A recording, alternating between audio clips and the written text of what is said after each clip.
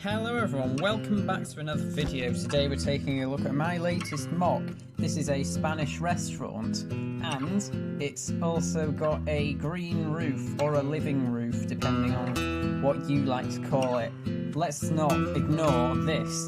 This is the dining area and it's built in the colours of the Spanish flag. It's got two Spanish flags on the roof as well. Along the side you can see here there are two rows of large windows and a fire exit. This is to ensure that light can enter from all sides of the building, and the dining area has views out in every direction. Also on the roof there's a long strip of windows to allow light to enter, because I want to make sure that there's minimal artificial light needed in the restaurant. Of course, we can't ignore this.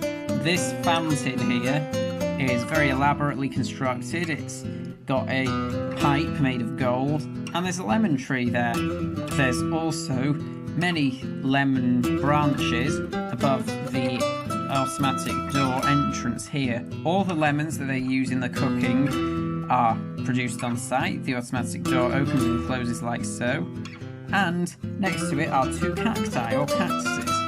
This ruin on the roof with the two white bricks is a Roman ruin. Obviously the Roman ruin isn't a real Roman ruin, it's just there for show. But anyway, this is just the outside of the building. We haven't looked at the inside yet, and the roof is fully modular and it is taken off like so.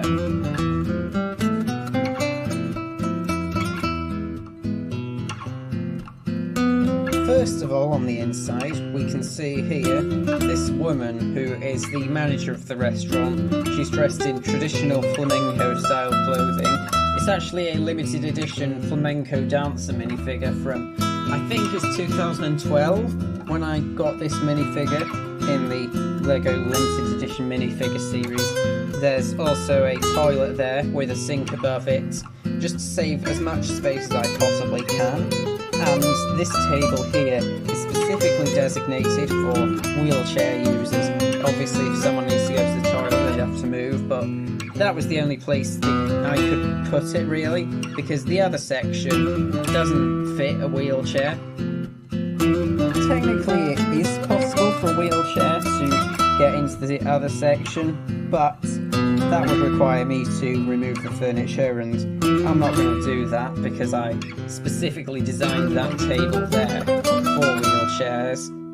Moving on, this is the main seating area and this is the bar. There are a few bottles which probably contain wine, and there's 3 stools with a chicken on the table underneath the food heater.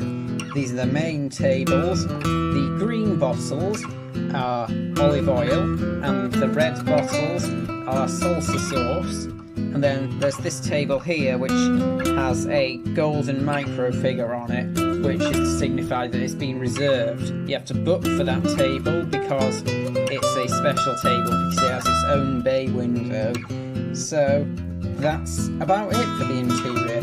It's not massively detailed inside, it's not actually that big. It looks bigger than it is, but I am very pleased with this MOC all in all.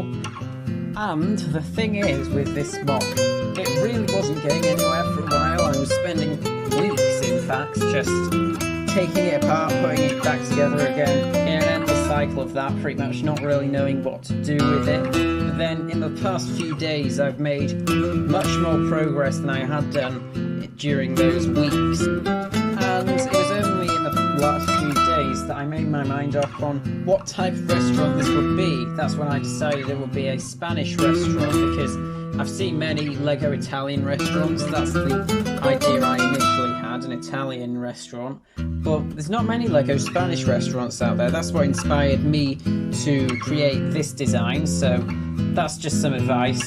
Don't just abandon it because you can't think of what to do. You will eventually come up with something, and it'll all come together pretty quickly, in fact, after you've got that idea.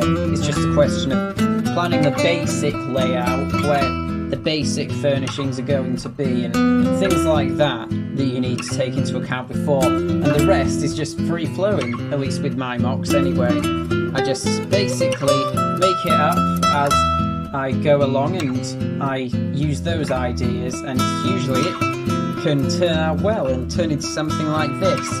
Another piece of advice is when you're designing a small room like a toilet, like the one I have, which is very small, make sure there's a large window so that for whatever reason, maybe you drop a piece in there, something falls apart in there, you can access it without having to rip apart walls. That's why there's a large window on the toilet, which looks a bit large for a bathroom window. It's just for that purpose, for my maintenance purposes, but you just have to imagine it will be frosted if it was a real life restaurant. But that's all of the tips that I have now, and that's the entire tour. So I hope you all enjoyed this video. If you did, make sure you leave a like on the video, I really appreciate that. And if you want to see more MOCs like this, make sure to subscribe. I know I haven't done many videos this year, but trust me, this is why. And now that I'm done with this, I'll be less busy, so I will be able to do more full-length videos like this. See you in the next video. Goodbye!